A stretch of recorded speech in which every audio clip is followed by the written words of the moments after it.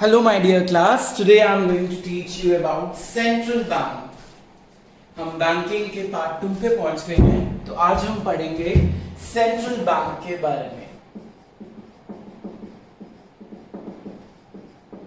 कौन है हमारा central bank? Obviously reserve Bank of India. कौन है? Reserve Bank of India. तो एक सेंट्रल बैंक जो होता है उसका काम क्या होता है? वो सबसे बड़ा एक इंस्टीट्यूशन होता है, वो एपेक्स होता है। एपेक्स मतलब ह्यूज, जो रेगुलेट करता है, कंट्रोल करता है हमारी पूरी फाइनेंशियल सिस्टम को। और हमारी कंट्री का सेंट्रल बैंक है रिजर्व बैंक ऑफ इंडिया। तो central bank basically is an apex bank. Apex means huge, the highest authority, जो क्या करता है? दो चीजें करता है, कंट्रोल करता है और रेगुलेट करता है। किसको कंट्रोल करेगा और किसको रेगुलेट करेगा?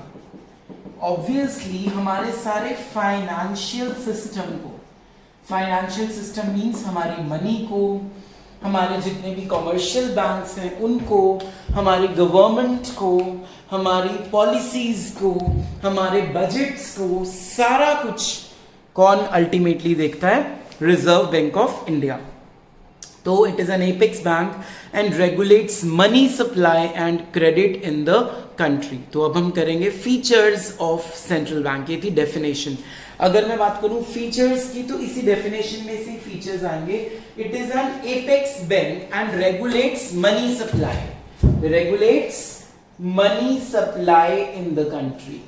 पूरी कंट्री को मनी सप्लाई करता है, पूरी कंट्री को कंट्रोल करके रखता है, उसके फाइनेंशियल सिस्टम को कंट्रोल करके रखता है। लेकिन क्या ये पब्लिक के साथ डील करता है? नहीं, ये डील करता है कॉमर्शियल बैंक्स के साथ, और कॉमर्शियल बैंक्स डील करते हैं कस्टमर्स के साथ, पब्लिक के साथ। मतलब आरबीआई इनडायरेक्टली कस्टमर से बात कर रहा है with the help of financial institutions, that is commercial banks. ठीक है? It does not deal with the public regularly or daily or directly. The functions of central bank are for welfare of the country. जो RBI है ये क्या करता है? ये पूरी कंट्री की वेलफेयर का ध्यान रखता है। इसका मेन मोटिव प्रॉफिट कमाना नहीं है। और इसका सबसे बड़ा फीचर, सिर्फ आरबीआई के पास ही अथॉरिटी है करेंसी को प्रिंट करने की, उसको सप्लाई करने की, उसको रेगुलेट करने की। तो जितने भी हमारे करेंसी नोट्स जो अभी लेटेस्ट चेंज हुए हैं after the announcement of our respectable and honourable prime minister, जितने भी न्यू करेंसी नोट्स आए हैं वो किसकी परमिशन से आए होंगे? आरबीआई की परमिशन से आए होंगे। जो गवर्नर होता है, आप अपनी अपनी करेंसी नोट्स को चेक कर सकते हो, खोलो उसको, देखो उसमें गवर्नर के सिग्नेचर्स होते हैं। तो मतलब क्या हुआ कहने का कि जो सेंट्रल बैंक है ना, उसके ऊपर कुछ भी नहीं है। उसकी अथॉरिटी के बिना पत्ता भी नहीं हिल सकता आपकी इकोनॉमी में रिगार्डिंग फाइनेंशियल सिस्टम। तो ये थे हमारे कुछ फीचर्स। अगर मैं एक बार फिर से फीचर्स पे ध्यान दूं, तो it is the apex bank, it regulates money supply, it does not deal with the public, and it has the exclusive right to issue और print the currency in the country. ठीक है? तो अब हम बात करते हैं अगले थर्ड टॉपिक की। डेफिनेशन हो गई, फीचर्स हो गए। थर्ड टॉपिक की बात करते हैं, functions of central bank. Third topic is functions of central bank.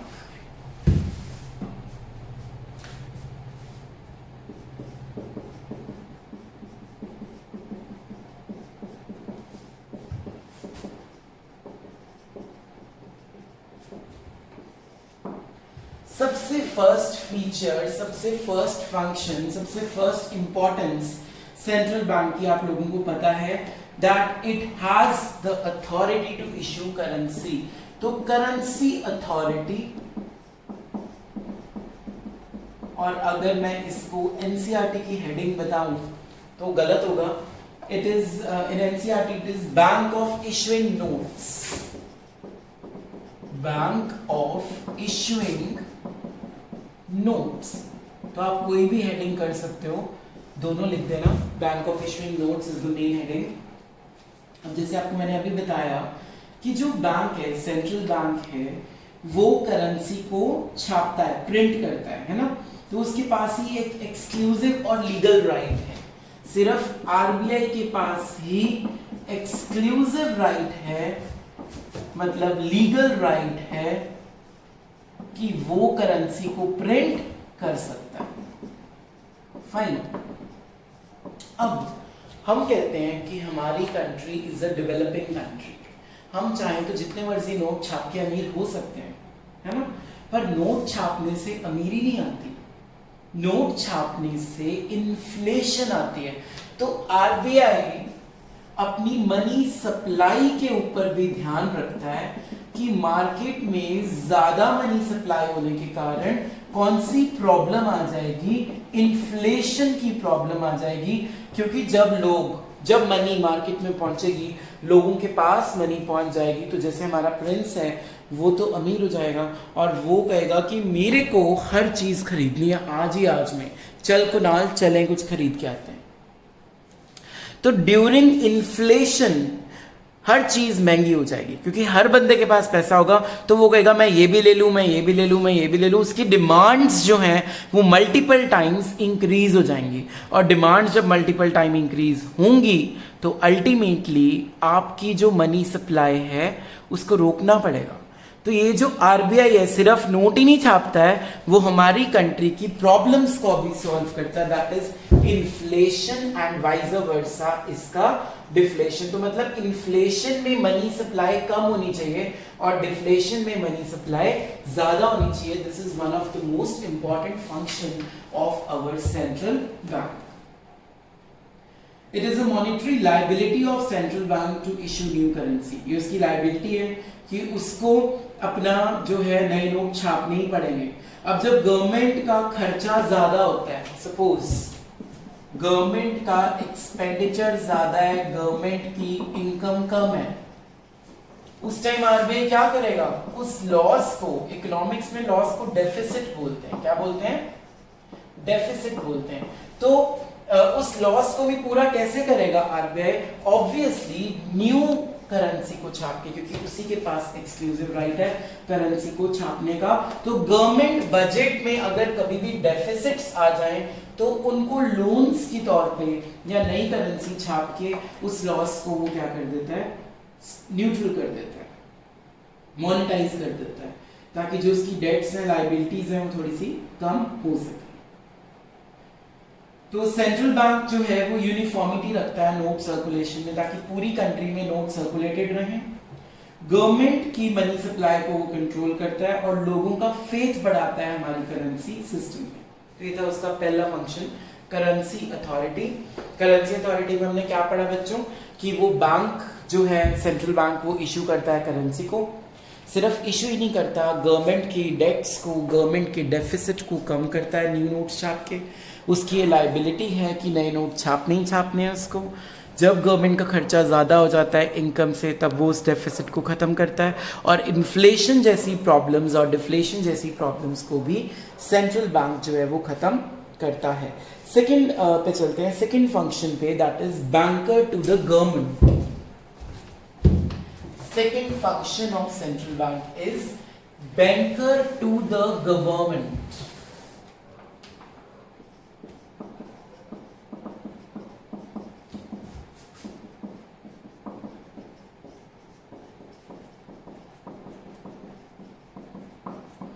अब बैंकर टू द गवर्नमेंट क्या होता है? सबसे पहले याद रखना कि जो सेंट्रल बैंक होता है, गवर्नमेंट अपने सारे बैलेंसेस सेंट्रल बैंक में ही रखता है। वो कमर्शियल बैंक्स के साथ ऑपरेट नहीं करते। वो किसके साथ ऑपरेट करते हैं? Central bank. मतलब जो हम लोग कमर्शियल बैंक में अपना पैसा रखते हैं, गवर्नमेंट जो है वो अपना पैसा किस में रखती है? सेंट्रल बैंक में। सारी रिसीट्स, सारी पेमेंट्स, सारे डिपॉजिट्स, सारे एक्सचेंजेस, सारी रेमिटेंसेस वो सेंट्रल बैंक के थ्रू करते हैं। तो हम इसको क्या बोल सकते हैं कि जितनी भी बैंकिंग बिजनेस है गवर्नमेंट का, वो सेंट्रल बैंक देखता है। इसका फर्स्ट कंसेप्ट क्या बना? सेंट्रल बैंक टेक्स केयर या take cares of all the government banking dealings, government की जितनी भी बैंक्स के साथ डीलिंग्स होती हैं वो सिर्फ और सिर्फ सेंट्रल बैंक ही देखेगा, ठीक है। दूसरी चीज कॉमन सेंस, गवर्नमेंट भी क्या लेती है सेंट्रल बैंक से, लोन्स। तो जैसे हम कॉमर्शियल बैंक के पास जाते हैं लोन लेने, गवर्नमेंट कहां जाएगी लोन लेने, सेंट्रल बैंक के साथ। तो हम क्या लिख सकते हैं कि सेकंड पॉइंट इसमें हम क्या पढ़ेंगे, सेंट्रल बैंक गिव्स लोन या give loans to the government. अब loans can be both, it can be short term, it can be long term. Short term means within 1 year you have to pay back, long term means 5 years, 15 years, infinity, ठीक है। उसके बाद central bank जो है वो government की securities भी रखता है अपने पास। Central bank deals in securities of the government. अब सिक्योरिटीज क्या होती हैं my dear students, shares, debentures and bonds, ठीक है। इसके बारे में थोड़ा सा बता देता हूं डिटेल में। जैसे मान लो मैं आरबीआई हूं और गवर्नमेंट के शेयर्स मेरे पास पड़े हैं। अब मैंने वो शेयर्स आगे बेच दिए, किसको बेचूंगा मैं, कॉमर्शियल बैंक्स को। जब कॉमर्शियल बैंक को मैं शेयर्स बेचूंगा, कॉमर्शियल बैंक्स उसके बदले में मुझे पैसा देंगे। तो पैसा बैंक से अल्टीमेटली मैंने रख लिया, तो कॉमर्शियल बैंक्स के पास पैसा क्या हो जाएगा, मनी सप्लाई क्या हो जाएगी, कम हो जाएगी। अब जब मनी सप्लाई बैंक के पास कम होगी तो तुम लोगों को, कस्टमर्स को भी लोन्स कम मिलेंगे। क्यों कम मिलेंगे, क्योंकि मैं मार्केट में क्या ठीक करने जा रहा हूं, इन्फ्लेशन को कम कर रहा हूं। तो इन्फ्लेशन के टाइम पे मैं शेयर्स बेच दूंगा, डिफ्लेशन के टाइम पे मैं शेयर्स बैंक से खरीद लूंगा, और मुझे कोई कॉमर्शियल बैंक मना नहीं करेगा कि हमने नहीं बेचना है, हमने नहीं खरीदना, because they are under me, they are under RBI. तो जो आरबीआई ने बोल दिया कॉमर्शियल बैंक्स को वो मानना ही पड़ेगा। अगर कॉमर्शियल बैंक सिक्योरिटी लेने से मना कर देगा तो डेफिनेटली आरबीआई उसको पनिश करेगा अपने ही वेज में। तो जब भी गवर्नमेंट की सिक्योरिटीज आरबीआई के पास पड़ी होती हैं वो उसको आगे खरीदता है या बेचता है, उसमें डील करता है with commercial banks, not with the general public. Commercial banks के साथ आरबीआई डील करता है। तो अगर बैंक्स को वो बेच देगा शेयर्स, तो शेयर्स के बदले में बैंक्स को उसको पैसे देने पड़ेंगे।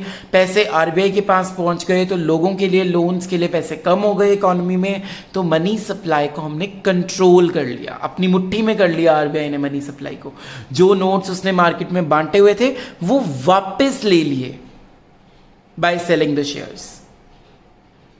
तो this is how the inflation is controlled in the economy. है ना इंटरेस्टिंग? आगे चले फिर। ओके तो इसकी जो नेक्स्ट और क्या होता है, कई बार जो है वो एडवाइस भी देता है गवर्नमेंट को, ठीक है, कि कहां पे आपको अपने रिसोर्सेज को यूज करना चाहिए। तो हम इसका फोर्थ फीचर क्या बना सकते हैं, that central bank gives advice to the government. इसका फोर्थ फीचर इस फंक्शन का कि central bank gives advice to the commercial banks, sorry to the government, ठीक है। गवर्नमेंट को वो एडवाइस देता है फाइनेंशियल मैटर्स से रिलेटेड, इकोनॉमी से रिलेटेड, बैंकिंग से रिलेटेड, प्लानिंग से रिलेटेड, हमारे रिसोर्सेज को किस तरह से इकोनॉमी में यूज करना है उससे रिलेटेड। तो हम इसको बोल सकते हैं कि वो एडवाइजर भी है। उसके बाद वो एजेंट का काम भी कर रहा है, क्योंकि वो गवर्नमेंट के काम करता है, जैसे कि कलेक्ट करता है टैक्सेस डायरेक्टली, है ना, सब्सिडीज प्रोवाइड करता है, टैक्सेस, डिविडेंड्स कलेक्ट करता है। तो ये सारा कुछ एज एन एजेंट काम कर रहा है। तो central bank also act as an agent to the government.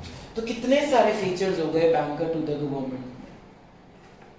सबसे पहले वो सारी बैंक की डीलिंग्स, उनकी रिसीट्स, उनकी पेमेंट्स का ध्यान रखेगा, लोन्स देगा उनको short term long term, government के शेयर्स डिबेंचर्स खरीदे बेचेगा ताकि इन्फ्लेशन डिफ्लेशन को कंट्रोल कर सके, उनको एडवाइस देगा कौन सी जगह पे रिसोर्सेज की कमी है, वहां पे आप लोग अपना पैसा इन्वेस्ट करो, एज अ फाइनेंशियल एडवाइजर वो करता है।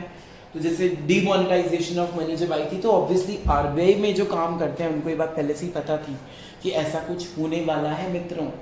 तो ultimately this has to be happened, RBI को पता था, आरबीआई के साथ ही ये सब कुछ पॉसिबल हुआ है, क्योंकि जब तक न्यू करेंसी प्रिंट नहीं होगी मार्केट के लिए तो हम ओल्ड करेंसी को बंद नहीं कर सकते। तो ये भी एक बहुत बड़ा एग्जाम्पल बना डीमोनेटाइजेशन ऑल्सो। अब चलते हैं अगले थर्ड फंक्शन पे, that is bankers bank and supervisor. Third function is bankers bank and supervisor.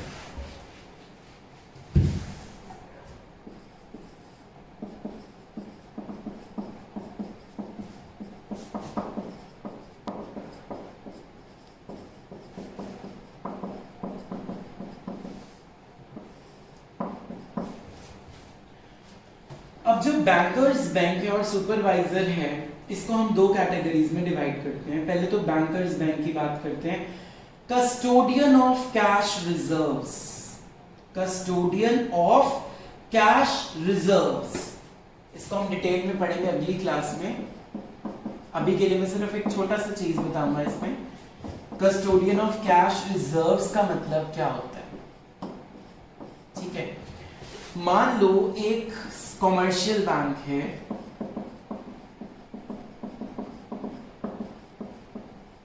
और एक आरबीआई है, मानना क्या है ये चीज। अब हमारे पास मनीष ठाकुर जी हैं, प्रिंस जी हैं और कुणाल जी हैं, ठीक है। मनीष ने बैंक में 1000 रुपीज जमा कराए, प्रिंस ने बैंक में 10,000 रुपीज जमा कराए, कुणाल ने बैंक में सपोज 10 रुपीज जमा कराए या 100 रुपीज जमा कराए या कुछ भी, या 1 रुपी जमा कराए, मतलब कुछ भी अमाउंट आप जमा करा सकते हो।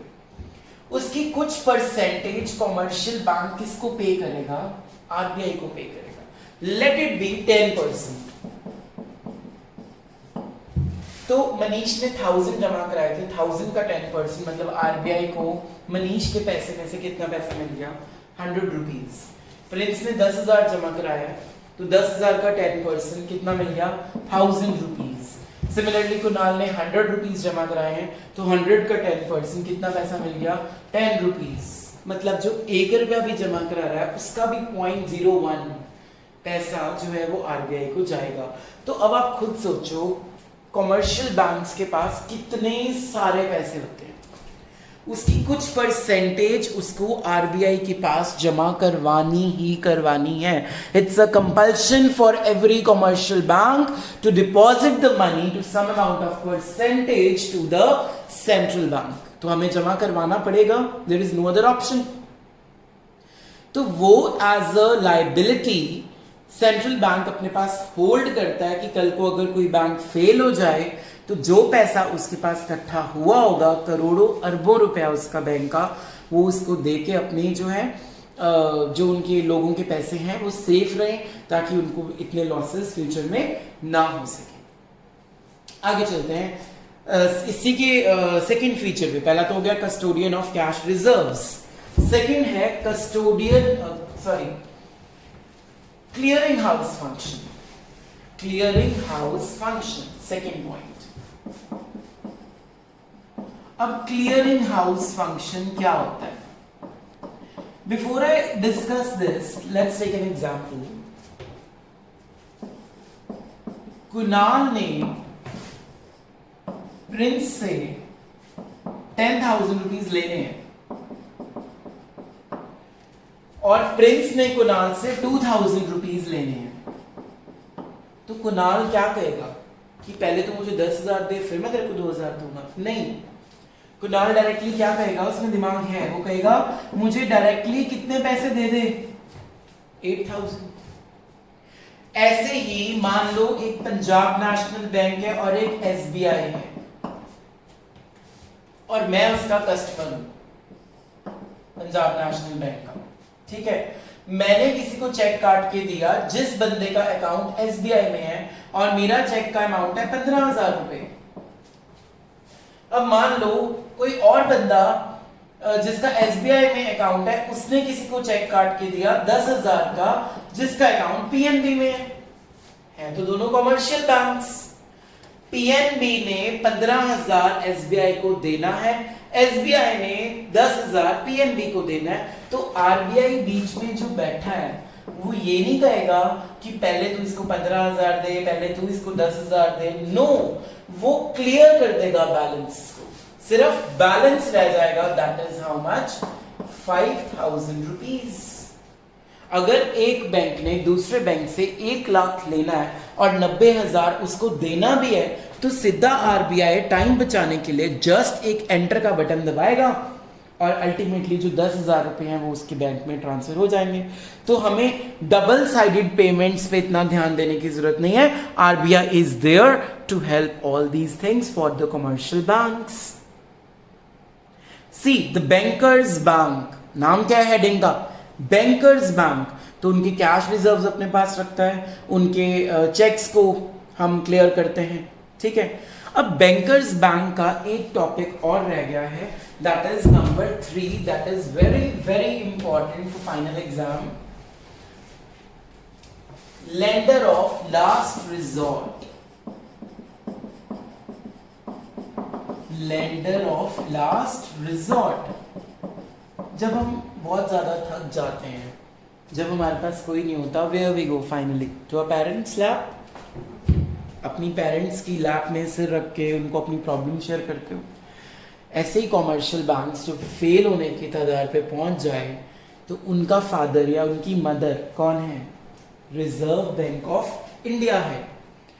तो उस टाइम पे वो मर्जर कर सकता है बैंक को, जो बैंक फेल हो रहा है किसी और बैंक के साथ उसको जोड़ सकता है और उसको शॉर्ट टर्म लाइसेंस दे सकता है, उसको पैसे की नीड है तो वो भी दे सकता है। तो ये था बैंकर्स बैंक। अब हम बात करते हैं सुपरवाइजर की। सुपरवाइजर कौन होता है, जो चेक करता है, सुपरवाइज करता है चीजों को, रेगुलेट करता है मनी सप्लाई को, शॉर्ट टर्म क्रेडिट को, लाइसेंस को। अगर किसी बैंक ने नई ब्रांच खोलनी है उसका ध्यान रखेगा आरबीआई। अगर लाइसेंस देना है, अमलगमेशन करनी है, मर्जर करना है, इंस्पेक्शन करनी है बुक्स की, अकाउंट्स की, तो ये सारा कुछ हुआ सुपरवाइजर। जब आप एग्जाम दे रहे होते हो तो एक तो होता है इन्विजिलेटर, एक होता है सुपरवाइजर जो उससे भी ऊपर होता है, जो चेक करता है कि कोई इन्विजिलेटर तो नहीं गलती कर रहा, कोई चीटिंग तो नहीं करवा रहा वो।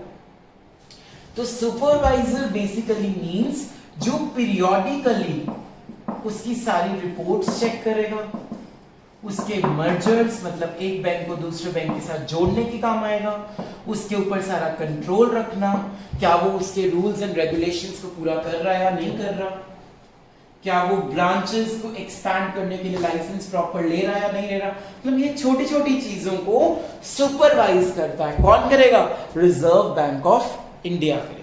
तो आई थिंक आज की क्लास आपको होपफुली इंटरेस्टिंग लगी होगी, functions of central bank. Thank you for listening me.